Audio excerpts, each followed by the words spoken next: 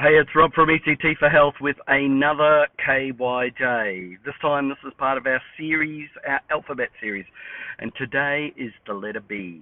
Let's get started. B is for Bigeminy, so that's going to be our first B word. Remember, we're doing 5 different words, all starting with B today.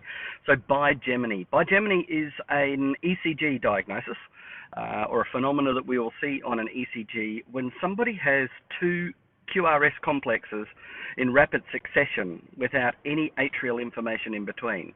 It's almost like the P wave fires, and it causes a depolarization of the atria. That message goes down to the ventricle, and the ventricle beats twice or fires twice, and you'll see 2 QRSs in close succession. It is an aberrant, abnormal ventricular rhythm, and because of that, the expectation is that you will see 2 wide complexes. So it might be boom boom, boom boom, boom boom. Bigeminy, 2. They look like twins. Gemini. Our second B word is beta blocker, and a beta blocker. We probably need to spend a bit more time talking about what beta blockers are in the context of beta receptors. But fundamentally, there are 3 different types of adrenergic beta receptors, or beta receptors in your body.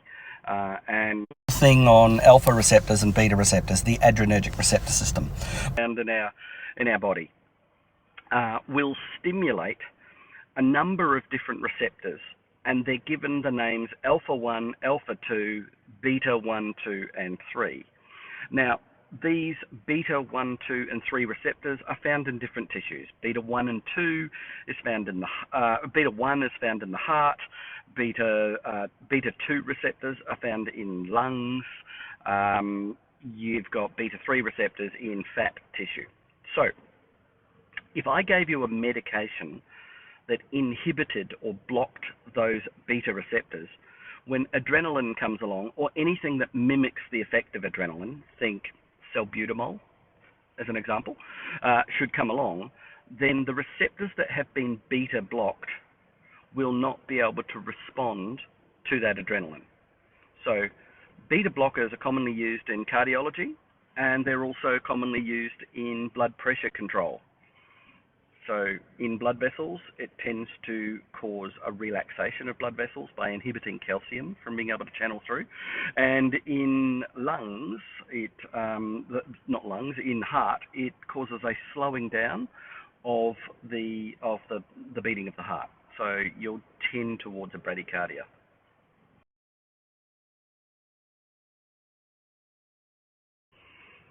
And so, did you catch that? That was another B.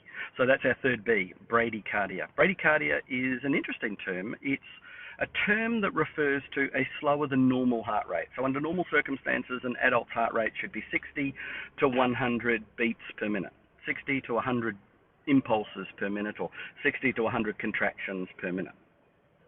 That would be considered to be a normal cardiac rate. Now, if it was slower than 60, it may be referred to as bradycardic. We don't always use the term bradycardia to denote a slow rhythm, though, so I could have a slow version of atrial fibrillation. That's not called a bradycardic atrial fibrillation. We could have somebody in a junctional rhythm with a heart rate of sitting around 50, and again, that's not called a bradycardic junctional rhythm or a junctional bradycardia. We tend to reserve the term bradycardia for only sinus rhythms. So in clinical practice, the diagnosis of bradycardia is generally coupled with the fact that we have a P wave. So a sinus bradycardia refers to a sinus rhythm that is slower than 60. Sinus bradycardia. Our fourth B word is blast, B-L-A-S-T, blast. Not like a explosion type blast, but a type of cell. There's lots of cells in the body that end in the suffix blast. So we think of a fibroblast or an osteoblast are some examples of blast cells. What a blast does is it builds something. in the context of an osteoblast, osteo means bone, blast means to build. So an osteoblast would be a specialized cell that builds bone. A fibroblast is a specialized cell that builds collagen fibers. So blast, it's a building cell. And our last B in our B part of the alphabet series is Bruit. B-R-U-I-T. Bruit.